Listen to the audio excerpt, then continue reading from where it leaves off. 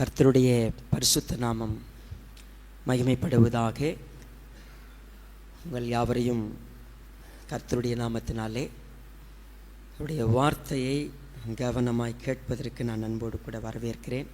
ஒருவேளை என்னுடைய வாய்ஸ் சரியில்லாமல் இருக்கலாம், பட் கர்த்தர் நிச்சயமாய் பலத்தை கொடுப்பார்.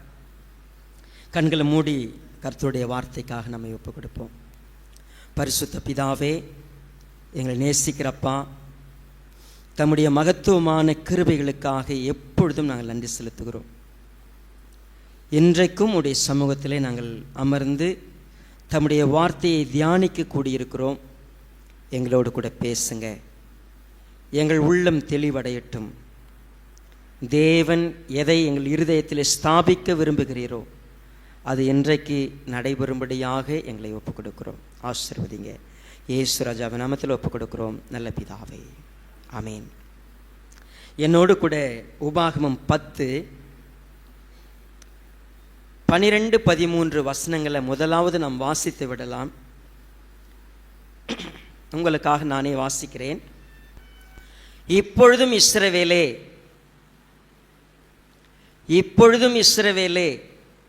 நீ உன் தேவனாகிய கர்த்தருக்கு பயந்து அவர் வழிகளிலெல்லாம் நடந்து அவரிடத்தில் அன்பு கூர்ந்து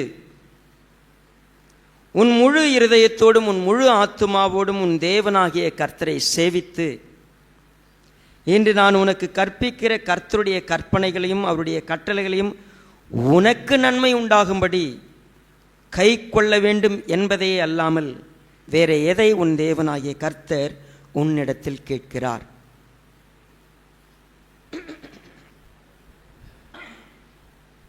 The Lord requires. 2 ஆங்கில வார்த்தைகள் இருக்கிறது. ஒன்று ரெக்வெஸ்ட், இன்னொன்று ரெக்வயர்மெண்ட். ரெக்வயர்மெண்ட் அப்படின்னு சொன்னால் அது ஆப்ளிகேஷன் கிடையாது. ரெக்வெஸ்ட் அப்படின்னு சொன்னால் தேவன் உங்கள்கிட்ட கெஞ்சறது இல்லை. It is requirement. உன்னிடத்தில் இருக்கும்படியாக தேவன் எதிர்பார்க்கிற காரியம். It is must.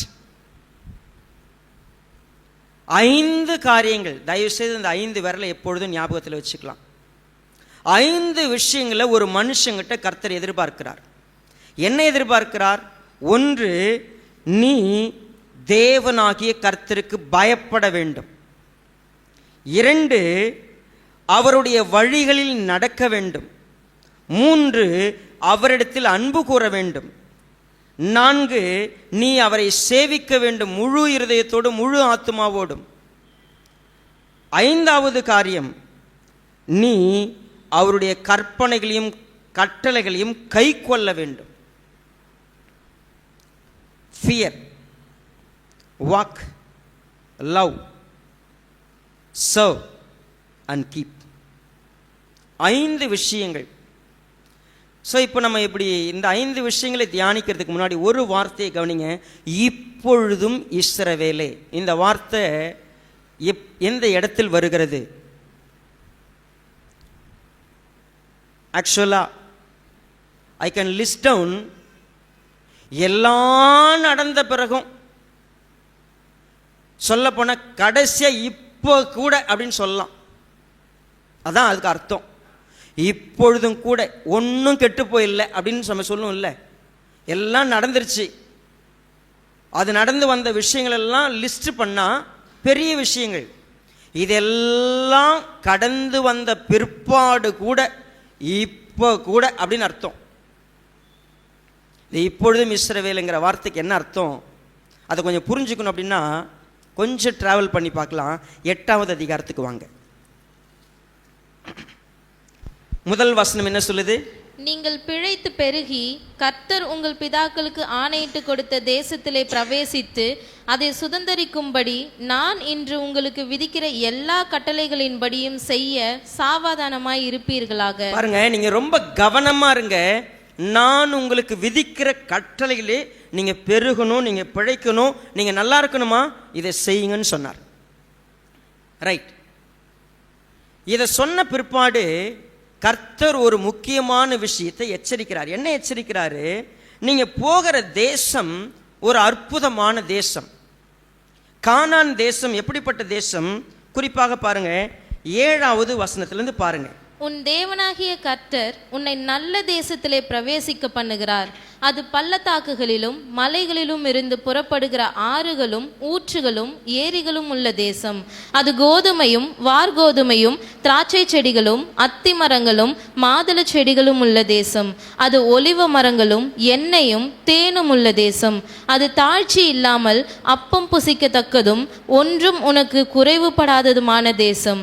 அது கல்லுகள் இரும்பாய் இருக்கிறதும் செம்பு வெட்டி எடுக்கத்தக்க மலைகள் உள்ளதுமான தேசம்.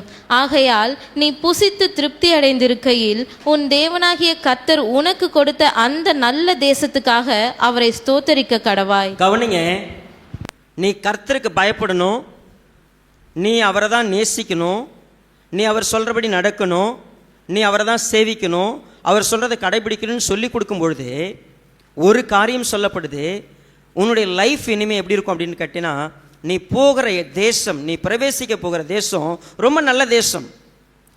எல்லாம் சுரந்து வரும் உனக்கு. நீ ரொம்ப கஷ்டப்பட்டு உழைச்சி வேர்வை சிந்தி பயங்கரமாக பாடுபடணும்னு இல்லை. காலால் நீர் பாய்ச்சிட்டு போயிடலாம். நீ காலில் மடம் மாறுறதுக்கு மண்வெட்டி வச்சுலாம் கொத்த தேவையில்லை. அப்படி காலில் மடம் மாறி விட்டு போனால் போதும். அவ்வளவு ஆசீர்வாதமான தேசம். அதுவும் கொழுமையும், நீ பாலும் தேனும் ஓடுகிற தேசத்துக்கு போகிற அந்த தேசத்தில் எல்லாம் செழிப்பாக இருக்கும். செழிப்பான தேசத்தினுடைய நன்மையை சாப்பிட்றது உன்னை கூட்டின்னு வந்து விடுறேன். நீ சாப்பிடும் பொழுது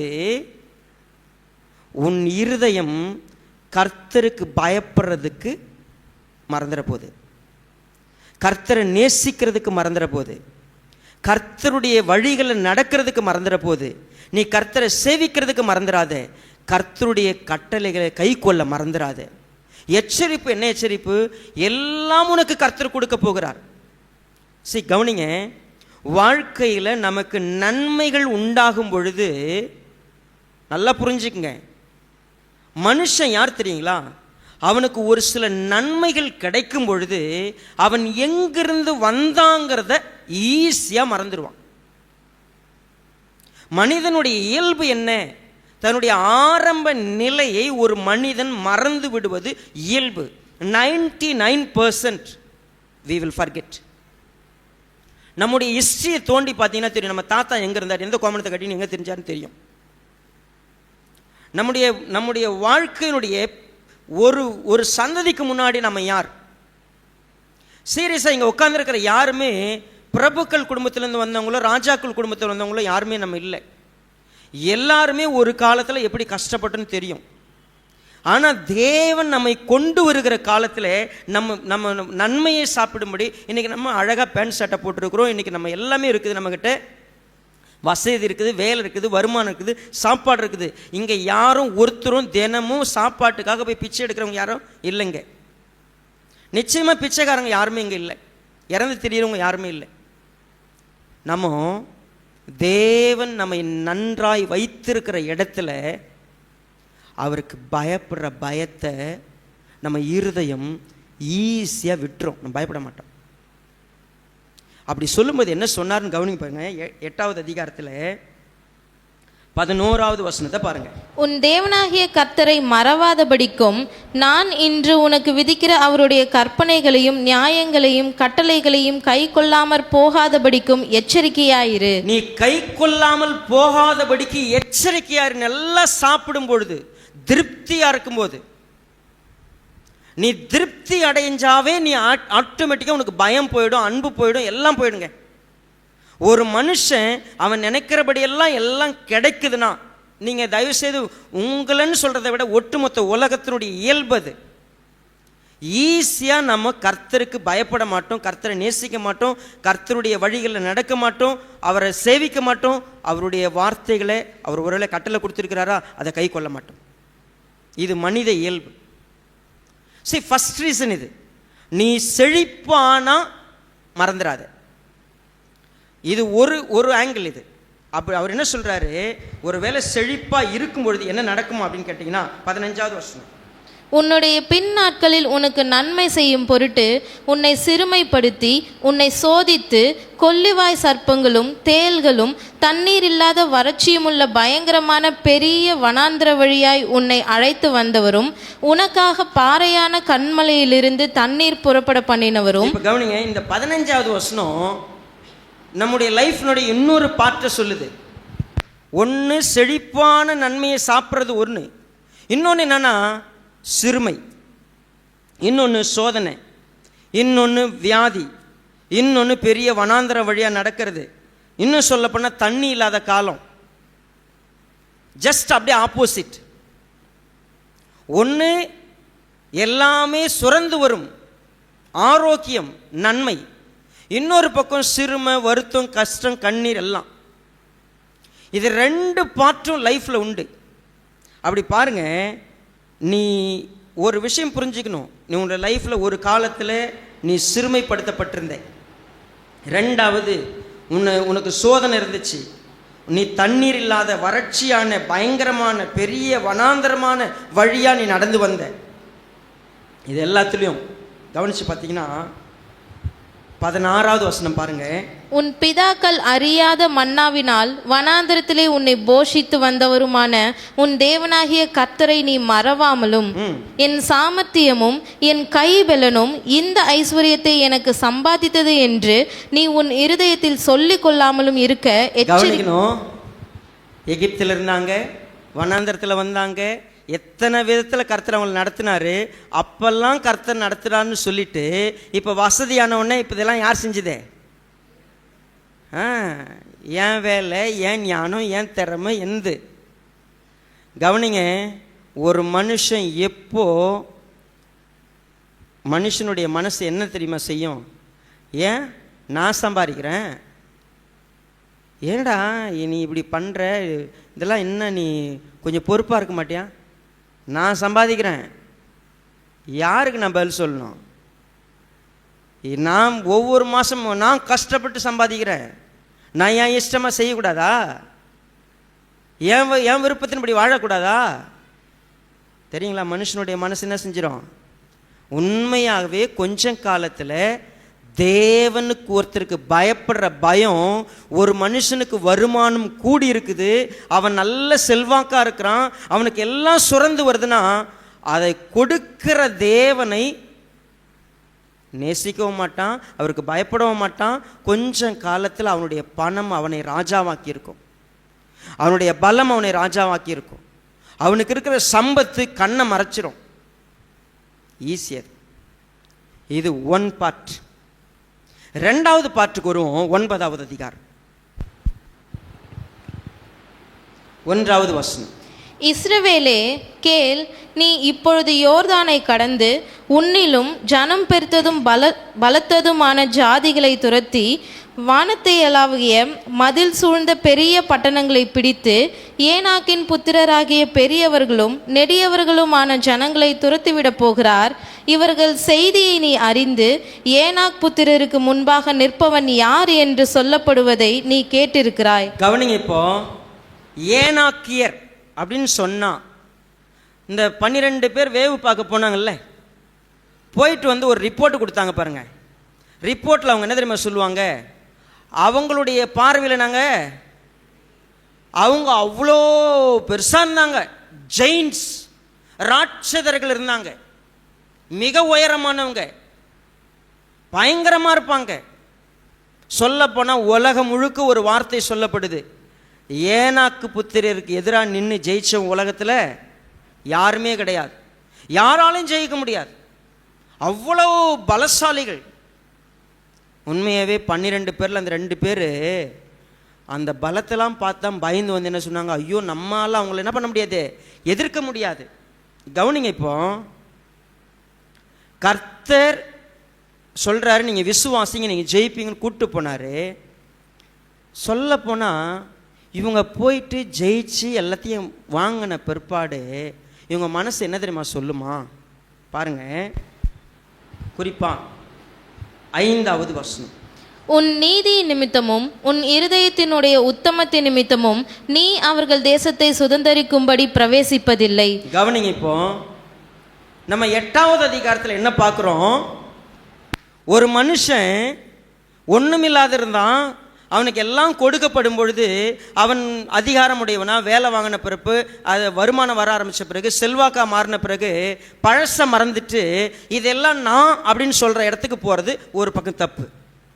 இந்த பக்கம் பார்த்தீங்கன்னா அவனுடைய வாழ்க்கையில் வரக்கூடிய வெற்றிகள், அவனுடைய வாழ்க்கையில் வரக்கூடிய எல்லா நன்மைகளுக்கும் காரணம் நான் ரொம்ப நல்லவன், நான் ரொம்ப உத்தமன், நான் இப்போ பரிசுத்தமாக இருக்கிறதுனால, நீ உண்மையாக இருக்கிறதுனால, நீதியாக இருக்கிறதுனால, நான் ரொம்ப நல்லவனாக இருக்கிறதுனால இதெல்லாம் எனக்கு நடக்குது அப்படிங்கிற எண்ணம் வரும்பொழுது கவனிங்க. இப்போ ஒருத்தன் தன்னையே ராஜாவாக நினைக்கிறப்போ கர்த்தருக்கு பயப்பட மாட்டான், இன்னொருத்தன் தன்னை ரொம்ப நல்லவனாக நினைக்கிறப்பவும் கர்த்தருக்கு பயப்பட மாட்டான்.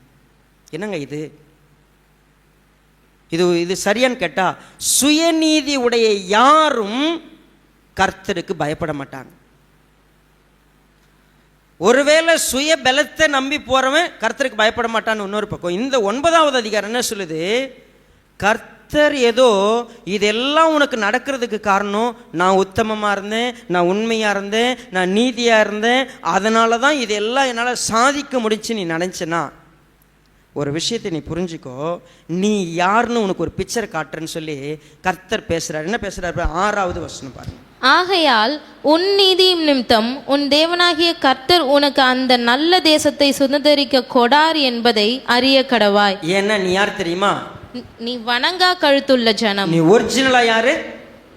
உனக்கு சுயநீதி இருக்குது, ஆனா நீ யார் தெரியுமா? நீ வணங்கா கழுத்துள்ள ஜனம். இந்த வார்த்தையை கொஞ்சம் கொஞ்சமா நான் கவனிச்சு பார்த்தீங்கன்னா, வணங்கா கழுத்துள்ள ஜனம்னா 3 இடங்கள்ல கர்த்தரை எந்த அளவுக்கு கோபப்படுத்தினாங்க. 7வது வசனம். நீ வனாந்திரத்தில் உன் தேவனாகிய கர்த்தருக்கு கடும் கோபம் உண்டாக்கினதை நினை, அதை மறவாயாக. நீங்கள் எகிப்து தேசத்திலிருந்து புறப்பட்ட நாள் முதல் இவ்விடத்தில் வந்து சேரும் மட்டும் கர்த்தருக்கு விரோதமாய் கலகம் பண்ணினீர்கள். ஆதியில இருந்து அன்னையிலிருந்து இன்னைக்கு வரைக்கும் நீ கர்த்தரை கோபம் ஊற்றால், 2வது நீ கர்த்தருக்கு விரோதமாக கலகம் பண்றால், 3வது 8வது வசனம். ஓரேபிலும் நீங்கள் கர்த்தருக்கு கடும் கோபம் உண்டாக்கினதினால் கர்த்தர் உங்களை அழிக்கத்தக்கதான உக்கிரம் கொண்டார். பாரு, ஓரேபில் நீ கர்த்தருக்கு கடும் கோபம் உண்டாக்கின. 13வது வசனம். 12 வாசிக்கலாம். 12. கர்த்தர் என்னை நோக்கி, நீ எழுந்து சீக்கிரமாய் இவ்விடம் விட்டு இறங்கி போ, நீ எகிப்திலிருந்து அழைத்து கொண்டு வந்த உன் ஜனங்கள் தங்களை கெடுத்து கொண்டார்கள், நான் அவர்களுக்கு விதித்த வழியை அவர்கள் சீக்கிரமாக விட்டு விலகி வார்ப்பிக்கப்பட்ட விக்கிரகத்தை தங்களுக்காக உண்டாக்கினார்கள் என்றார். பின்னும் கர்த்தர் என்னை நோக்கி, இந்த ஜனங்களை பார்த்தேன், அது வணங்கா கழுத்துள்ள ஜனம். அவர்கள் வணங்கா கழுத்துள்ள ஜனம். 22. தபேராவிலும் மாசாவிலும் கிப்ரோத் அத்தாவாவிலும் கர்த்தருக்கு கடும் கோபம் உண்டாக்கினீர்கள். ஓரேபில் உண்டாக்குனாங்க, வனாந்தரத்தில் உண்டாக்குனாங்க, தபேராவில், மாசாவில், கிப்ரோத் அத்தாவிலும் என்ன பண்ணாங்க? எல்லா இடத்துலையும் கர்த்தருக்கு கோபம் உண்டாக்குனாங்க. சரி, இது மட்டும் இல்லை. 24.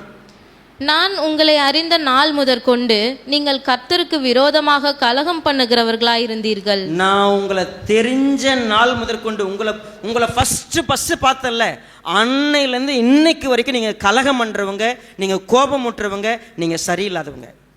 மனசில் என்ன பண்ணிக்காத, பெரிய சுயநீதி உன் மனசில் வர வேண்டாம். உனக்கு இன்னைக்கு கர்த்தர் கொடுத்துருக்கிறதெல்லாம் என்னன்னு கேட்டிங்கன்னா, இன்னும் சொல்ல போனால் உலகம் அத்தனையும் தேவனுடையது.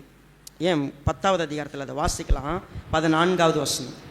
இதோ வானங்களும் வானங்களும் வானாதி வானங்களும் வானாதி வானங்களும் பூமியும் அதிலுள்ள யாவும் உன் தேவனாகிய கர்த்தருடையவைகள். கர்த்தருடையது, எல்லாம் கர்த்தருடையது.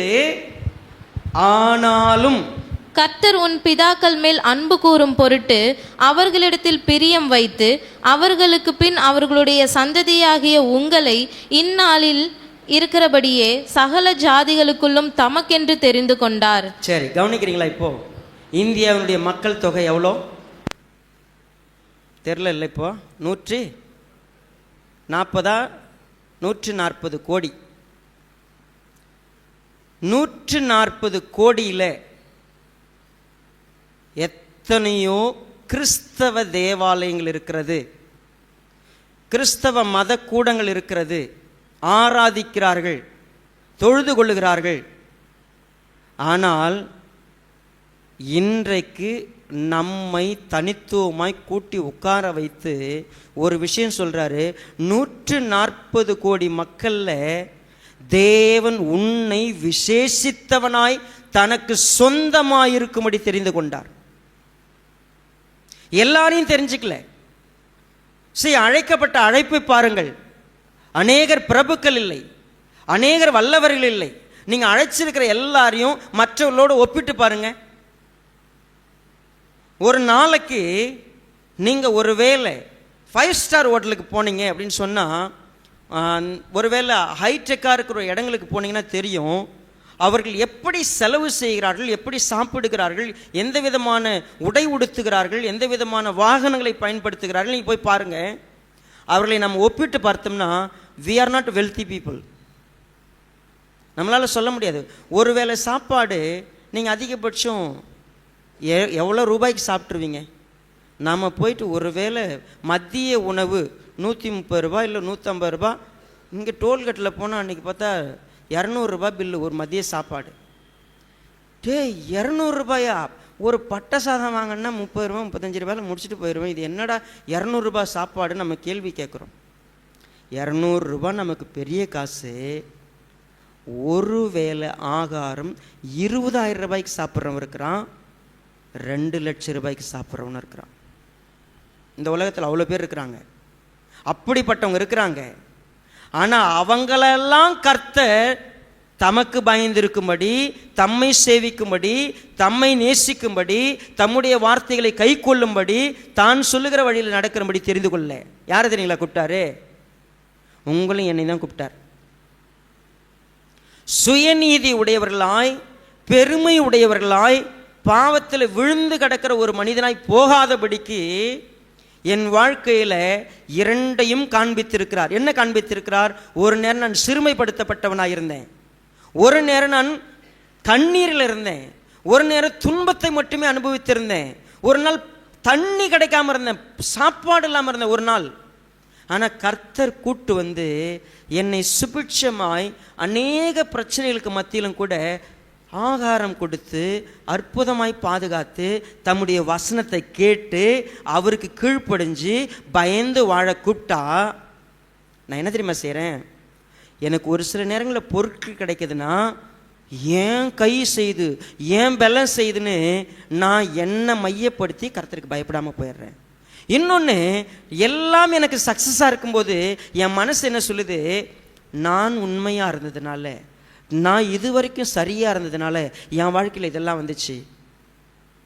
திரும்பி பாரு, நான் உன்னை அறிந்த நாள் முதல் கொண்டு நீ வணங்கா கழுத்துள்ள ஜனம், நீ கலகம் பண்ணுகிற ஜனம், நீ கீழ்ப்படியாத ஜனம். இப்போ நீ எப்படி தெரியுமா இருக்கணும்? ஒருவேளை நல்லா இல்லைனாலும் சரி, நல்லா இருந்தாலும் சரி, பயந்து இருக்கணும்.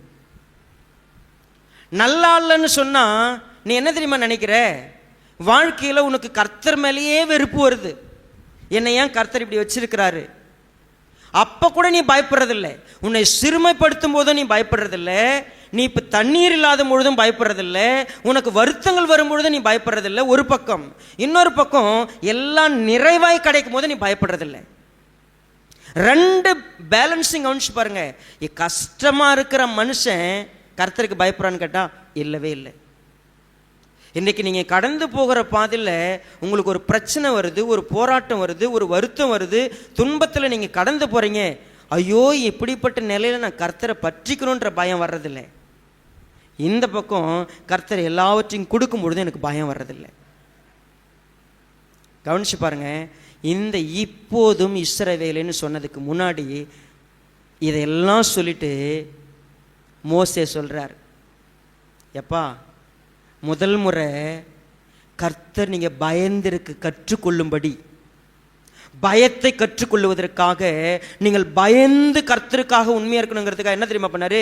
சீனாய் மலையில் 2 கற்பலைகளை என் கையில் கொடுத்து எழுதி கொடுத்து இதன்படி தான் அவங்க எல்லாத்தையும் செய்யணும், கொண்டு போய் என்கிட்ட கொடுன்னு சொல்கிற அந்த நிமிஷத்திலே கர்த்தர் என்னை பார்த்து சொன்னார், நீ இறங்கி போ, உன் ஜனம் தங்களை கெடுத்து கொண்டார்கள், விக்கிரங்களை வார்ப்பித்திருக்கிறாங்க. பயங்கர கோபம் கர்த்தருக்கு, அவங்க அத்தனை பேரையும் அழிச்சலாம் வான்றார். உண்மையவே நான் பயந்து போனேன். கர்த்தருடைய சமூகத்தில் இரவும் பகலும் 40 நாள் விடாமல் அழுது கிடந்தேன், சாப்பிடல, தூங்கலை, கதர்னேன். கர்த்தாவே தயவு செய்து இறக்கமாயிருங்க கெஞ்சனேன். ரைட், ஆண்டவர் என்ன பண்ணார், அந்த முறை விட்டுட்டார். இப்போ என்ன தெரியுமா சொன்னார் என்கிட்ட, 10வது அதிகாரம் 1வது வசனம். அக்காலத்திலே கர்த்தர் என்னை நோக்கி, நீ முந்தினவைகளுக்கு ஒத்த 2 கற்பலகைகளை வெட்டி கொண்டு மலையின் மேல் ஏறி என்னிடத்தில் வா, ஒரு மரப்பெட்டியையும் செய்வாயாக.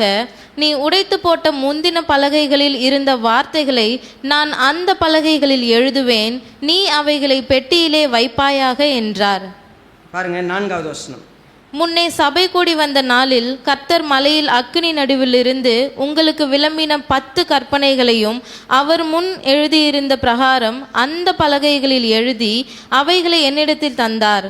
பாருங்க, அந்த அதே கற்பலைகள் போல 2 கற்பலைகளை செய்து நான் எடுத்துட்டு போனேன், எழுதி கொடுத்தாரு, அதை கொண்டு வந்துட்டேன். இன்னும் சொல்ல போனா இந்த 40 நாள மறுபடியும் அதை வாங்கிறதுக்கு நான் போய் இரவு பகலும் அழுது கிடந்தேன். கர்த்தர் கொடுத்தார், வாங்கிட்டு வந்திருக்கிறேன். இப்பவும் ஒன்றும் கெட்டு போல. முன்னாடி நடந்த மாதிரி திரும்பி நடந்துடக்கூடாது. நான் உனக்கு விளக்கம் சொல்லும்போது ஒரு விஷயம் சொல்கிறேன், கேள். யார் தெரியுமா இந்த 2 கற்பனைகளையும் கொடுத்தவர்? யார் தெரியுமா? இந்த சாப்டரில் 10வது அதிகாரத்தில் 17வது வசனம் பாருங்கள். உங்கள் தேவனாகிய கர்த்தர் தேவாதி தேவனும் கர்த்தாதி கர்த்தரும் மகத்துவமும் வல்லமையும் பயங்கரமுமான தேவனுமாய் இருக்கிறார். அவர் பட்சபாதம் பண்ணுகிறவரும் அல்ல, பரிதானம் வாங்குகிறவரும் அல்ல. அவர் திக்கற்ற பிள்ளைக்கும் விதவைக்கும் நியாயம் செய்கிறவரும் அந்நியன் மேல் அன்பு வைத்து அவனுக்கு அன்ன வஸ்திரம் கொடுக்கிறவருமாய் இருக்கிறார். பாருங்க, ஆகையால் நீங்கள் இனி உங்கள் பிடரியை கடினப்படுத்தாமல் உங்கள் இருதயத்தின் நுனித்தோலை விருத்த சேதனம் பண்ணுங்கள். 16வது வசனத்தில் வாசிக்க முடியும். ஏன் அப்படின்னா, தேவன் உன்னை தெரிஞ்சுக்கிட்டார் எல்லா ஜனத்திலையும். எப்படிப்பட்ட தேவன் அப்படின்னு கேட்டா, அவர் தேவாதி தேவன், கர்த்தாதி கர்த்தர், மகத்துவமும் வல்லமையுமான பயங்கரமான தேவன். அவர் பட்சபாதம் பண்றவர் இல்லை, அவர் பட்சிக்கிற அக்னியாயிருக்கிற தேவன், பயங்கரமானவர். அவர் உன்னை தெரிஞ்சுக்கிட்டார். தெரிஞ்சுக்கிட்டு என்ன சொல்ற தெரியுமா, இப்பொழுதும் உங்கள்கிட்ட 5 காரியங்களை எதிர்பார்க்கிறார். நீ முன்னாடி செஞ்ச தப்பு, நீ ரொம்ப கடினமானவன், கலகம் பண்ணுறவன், நீ ஒன்றுக்கும் உதவாதவன். ஆனால் கர்த்தர் உன்னை அழிச்சு போடுற மாதிரி நீ இருந்த. ஆனால் கர்த்தர் இரக்கமாக இருந்தார்.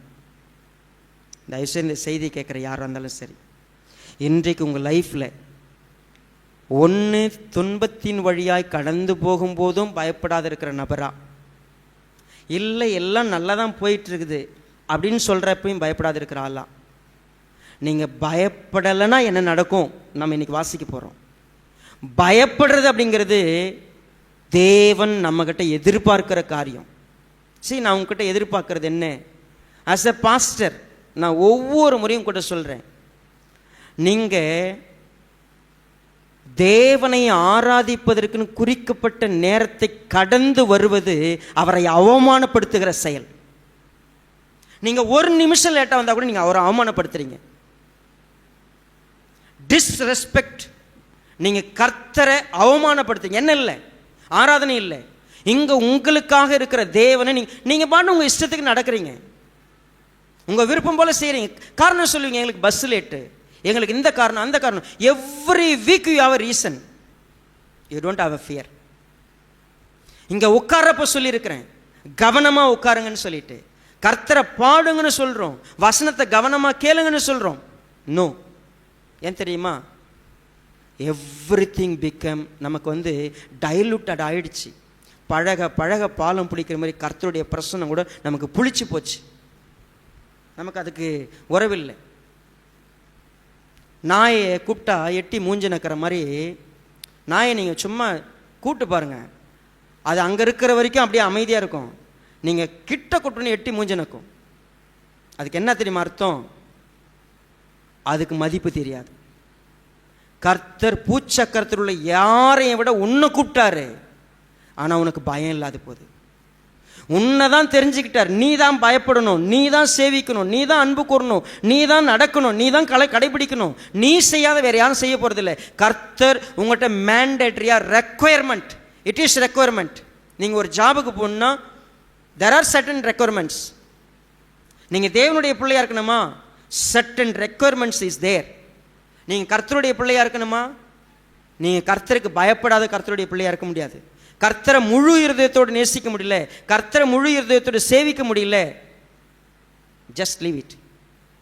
நிச்சயமாகவே சொல்கிறேன், நான் விசுவாசம் சபை இத்தனை வருஷமா ஒரு எதிர்பார்ப்பு என்ன, அட்லீஸ்ட் நான் கர்த்தரை நேசிக்கிறேன்றதையும் கர்த்தருக்கு பயப்படுறேங்கிறதுலையும் நான் எப்படி கர்த்தருடைய வார்த்தையை கேட்குறேன், எப்படி செயல்படுத்துகிறேன், எந்த அளவுக்கு நான் அதுக்கு ஜாக்கிரதையாக இருக்கிறேன். நீங்கள் எனக்கு பயப்பட வேண்டியதில்லை, நான் பார்க்குறேன்னு செய்ய வேண்டியதில்லை. நீங்கள் கர்த்தரை நேசித்தா, கர்த்தரை முழு இருதயத்தோடு நேசித்தா உங்களுடைய டைமிங் நீங்கள் சரியாக இருப்பீங்க. சரி, always I will tell you, எனக்கு டைம் தவறுறது மிக மிக ரொம்ப ரொம்ப வருத்தமான விஷயம். I don't accept. கர்த்தருடைய காரியத்தில் நீங்கள் வேறு இடத்துல ஜோக், வேறு இடத்துல பண்ணுறீங்க, தட்ஸ் ஃபைன். கர்த்தருடைய விஷயத்தில் நம்ம லேட் பண்ணுறோம், கர்த்தரை நம்ம அவமானம் பண்ணுறோம். இன்னொரு முறை விசுவாச சபை லேட் பண்ணுறீங்கன்னா நீங்கள் கர்த்தரை அவமானம் பண்ணுறதுக்கு அளவுக்கு தைரியம் கொண்டவங்களாக இருந்தால் செய்யுங்க. பட் வேதம் சொல்லியிருக்குது, நீ கர்த்தரை மதிக்கலை, கர்த்தரை நீ அவமானம் பண்ணுற, நீ கர்த்தருக்கு விரோதமாக கலகம் பண்ணுற, கடின இருதயத்தோடு இருக்கிற, நீ என்ன சொன்னாலும் கேட்க மாட்டே, யாருக்கும் கீழ்ப்படிய மாட்டேன், உனக்கு மேலே கர்த்தர் ஒருத்தரை நியமித்து சொல்கிறாருன்னா அதுக்கு பயபக்தியில் உன் இஷ்டத்துக்கு போவ அப்படின்னா read, you can read it. இதே உபாகம் 8வது அதிகாரம் 19வது வசனம். உன் தேவனாகிய கர்த்தரை நீ மறந்து வேறே தேவர்களை பின்பற்றி அவர்களை சேவித்து அவர்களை பணிந்து கொள்வாயானால் நிச்சயமாய் அழிந்து போவீர்கள் என்று இன்று உங்களுக்கு சாட்சியாய் அறிவிக்கிறேன்.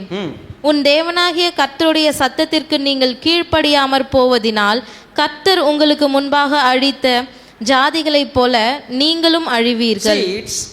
Everything plain. ஒரு ஜாதியை கர்த்தர் அழிச்சார்.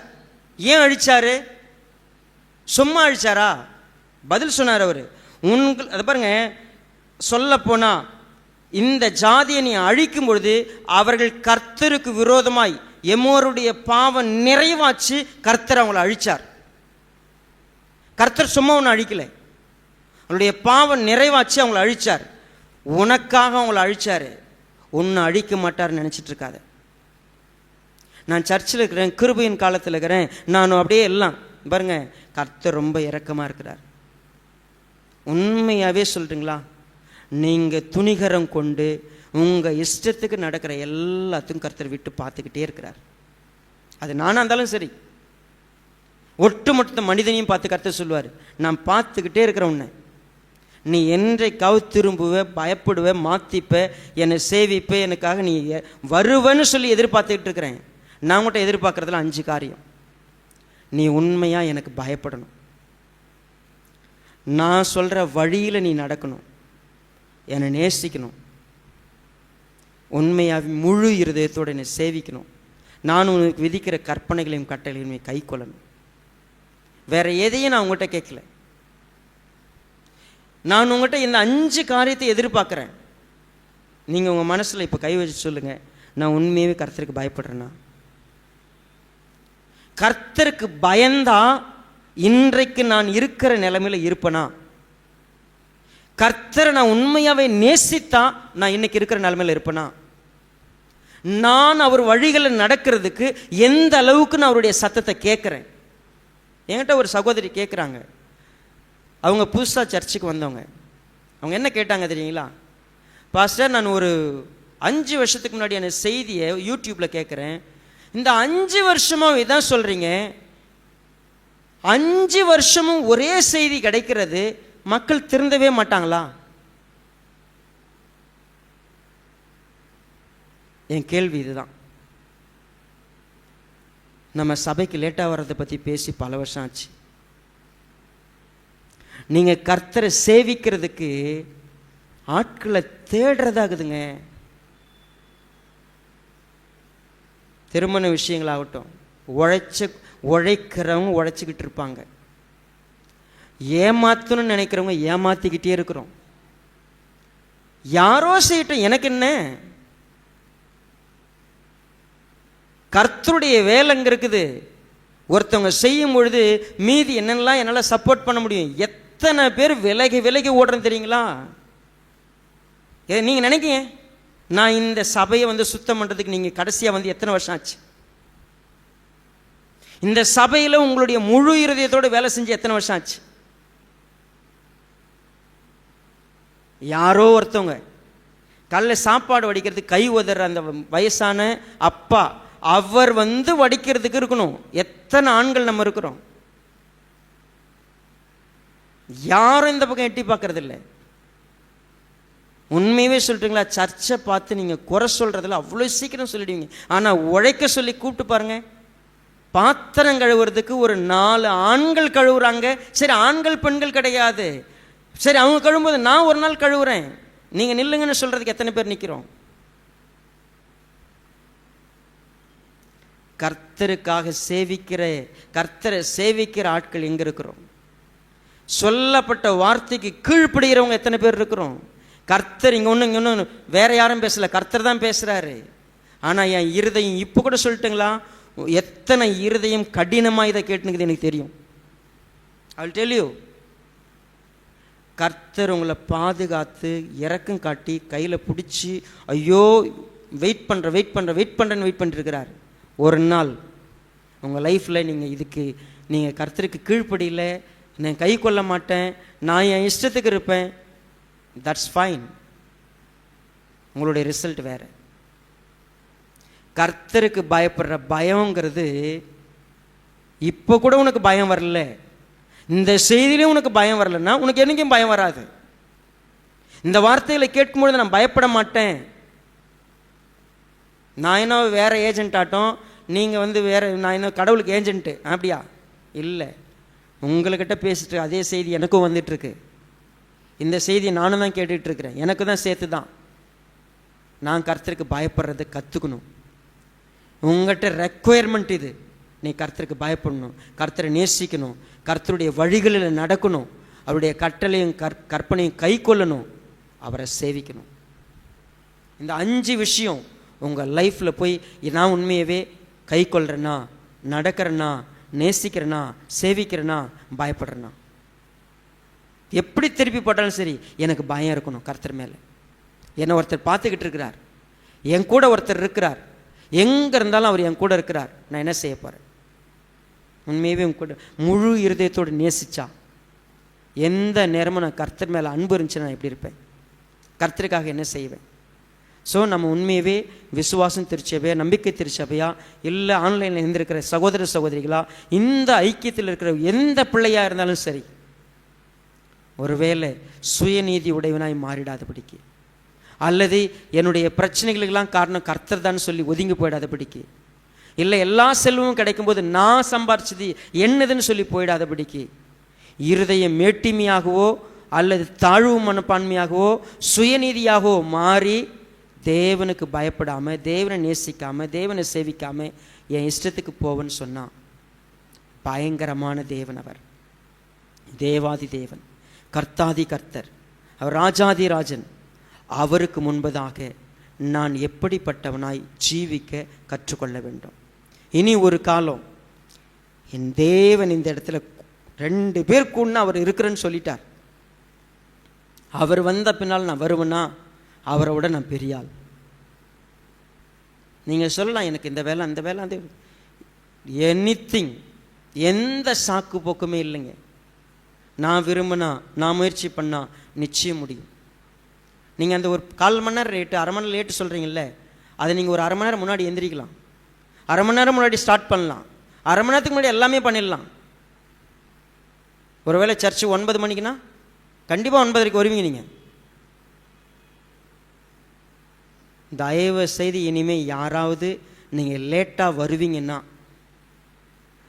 நீங்கள் கர்த்தருக்கு பயப்படாமல் இருக்கிறது உங்களை மட்டும் இல்லை, இன்னொருத்தர் அது மாதிரி என்ன பண்ண தெரியுமா, அவங்களே லேட்டாக வராங்கன்னு இன்னொருத்தரையும் நீங்கள் கெடுப்பீங்க. அப்படி செய்யாதீங்க. அதே போல் சபையில் வந்து உட்காந்து உங்கள் இஷ்டத்துக்கு இருக்கிறது இல்லை, அதே போல் உங்கள் இஷ்டத்துக்கு வந்து இஷ்டத்துக்கு போகிறதில்லை. இது தேவனுடைய வீடு. இங்கே நம்ம பயபக்தியோட உண்மையான இருதயத்தோடு முழு இருதயத்தோடு பங்கெடுக்கணும். இங்கே வந்து எனக்கு இது எதுவுமே பிடிக்காது, கர்த்தரை பிடிக்குன்னா அப்போ இது வந்து ஏதோ பிசாசுடைய ஆலயம் இல்லை, இது தேவனுடைய ஆலயம். இங்கே ஒரு சில மனுஷன் செய்கிறதுல ஒரு சில குறைபாடு இருக்கும், அதெல்லாம் சரி பண்ணலாம். வாங்க, நீங்கள் சரி பண்ணுங்க, வாங்க சேர்ந்திருக்கலாம். இது கர்த்தருடைய வீடு. நம்ம கர்த்தருக்கு பயந்திருப்போம், கர்த்தரை நேசிப்போம், இருக்கிற எல்லாரும் நேசிப்போம், கர்த்தரை சேவிப்போம், கர்த்தருடைய வார்த்தையை கை கொள்வோம். ஸோ உண்மையாக அப்படி இல்லைன்னு சொன்னால் நம்ம படிக்கிறதெல்லாம் சும்மா பல வருஷமாக படிச்சிட்டோம். நான் உண்மையாக இன்றைக்கி நான் ரொம்ப வருத்தப்படுறேன். எதுக்குன்னு கேட்டிங்கன்னா, நான் கர்த்தரை குறித்து எந்த பயபக்தியான எண்ணமும் இல்லாமல் என் இஷ்டத்துக்கு இருக்கிற நிலைமைக்கு விட்டு உட்காந்துருக்கிறேன்னா நான் சரியில்லை. உண்மையாக நான் என்ன தான் பார்க்குறேன். பெற்றோர்கள் எப்படி தெரியுங்களா, 2 வகை. ஒன்று, ஒரு குழந்தை, எக்ஸாம்பிளுக்கு சொல்லிடுறேன், I'm going to end up. ஃப்ரிட்ஜில் இருக்கிற ஒரு பாட்டில் எடுத்து திறந்து ஒரு ஆயிலை ஒரு வேளை கோக் பாட்டில் அதை கீழே கொட்டிடுதுன்னு வச்சுக்கோங்க. ஒரு அப்பா வந்து ஓங்கி ஒரு அரை விட்டு, இல்லை அம்மா வந்து ஓங்கி அரை விட்டு இதுமாரி செய்யாதுன்னு சொல்லிட்டு போவாங்க. அது ஒரு வகை. இன்னொரு வகை என்ன தெரியுமா, அம்மா சொல்ல கீழே கொட்டிட்டியா, சரி சரி சரி, அதில் கொஞ்ச நேரம் விளையாட விடும், விளையாடி விட்டு இப்போ யார் அதை கீழே கொட்டினாங்களோ அவங்க தான் என்ன பண்ணணும், சுத்தம் பண்ணணும் அப்படின்னு சொல்லிட்டு அந்த கீழே கொட்டினதுக்காக ஒரு துணியை கொண்டு வந்து கொடுத்து சுத்தம் பண்ண சொல்கிறாங்க. அந்த குழந்தை சுத்தம் பண்ணுது. சுத்தம் பண்ண பிறகு சொல்லுது, ரைட், இனிமே வந்து எப்போல்லாம் இந்த மாதிரி கீழே கொட்டுறியோ அப்போல்லாம் என்ன செய்யணும், அந்த பாட்டிலேருந்து கீழே கொட்டின விஷயத்துக்காக தண்ணி பிடிச்சி எதில் வைக்கணும், இந்த மாதிரி ஒழுக்கத்தை சொல்லி கொடுத்து அன்பாக நடத்துரு. இப்போ என்ன செய்ய தெரியுமா, இந்த குழந்தை எங்கள் அம்மா எது செஞ்சாலும் என்ன பண்ண மாட்டாங்க, அடிக்க மாட்டாங்க. எங்கள் அம்மா எப்பயும் திட்டுறதில்லை, எப்பயும் அடிக்கிறதில்லைங்கிறது என்ன பண்ணும், அம்மா இல்லாத நேரத்தில் மறுபடியும் போய் ஃப்ரிட்ஜில் எடுத்து என்ன பண்ணுது, கீழே கொட்டுது. நம்ம நினச்சிக்கலாம், இந்த அப்பா சரியா இந்த அப்பா சரியா. அன்பு காட்டுறப்போ பயம் வரல, தண்டிக்காத விட்டப்போ பயம் வரல அப்படின்னு சொன்னால், அன்புக்கு பயப்படாதவன் உலகத்தில் எதுக்குமே பயப்பட மாட்டான்.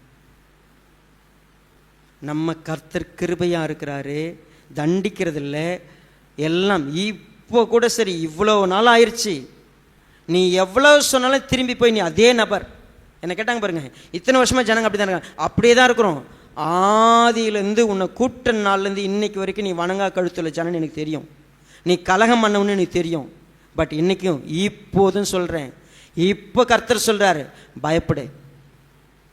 நீ கர்த்தருக்கு உண்மையாக பயப்படு, கர்த்தரை உண்மையாக நேசி, கர்த்தரை உண்மையாக சேவிக்கிறதுக்கு பாரு. இன்றைக்காவது செய்யணும்னு சொல்கிறாரு. ஒருவேளை செய்யலைன்னா என்ன, கீழ்ப்படியாமல் போ. I will tell you, you can see the consequences. நிச்சயம் பார்ப்போம், அதை நானும் அதெல்லாம் பார்ப்பேன்.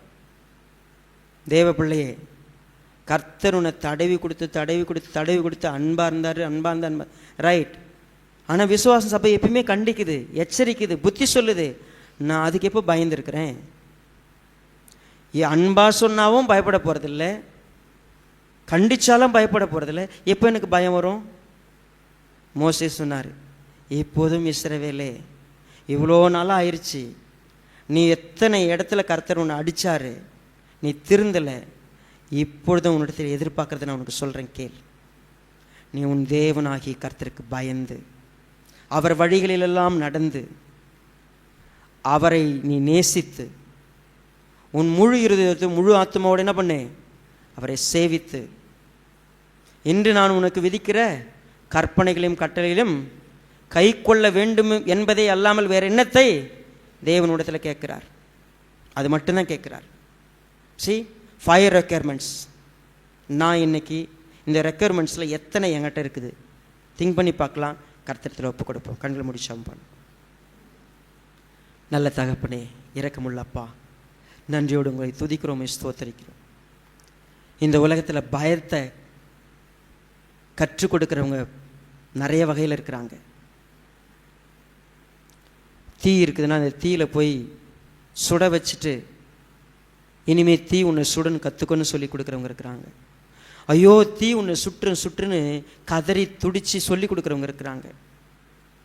வேணாசாமி தீ உன்னை இப்படி அழிச்சிரும் அப்படின்னு சொல்லி அன்பு காட்டி பேசுகிறவங்க இருக்கிறாங்க.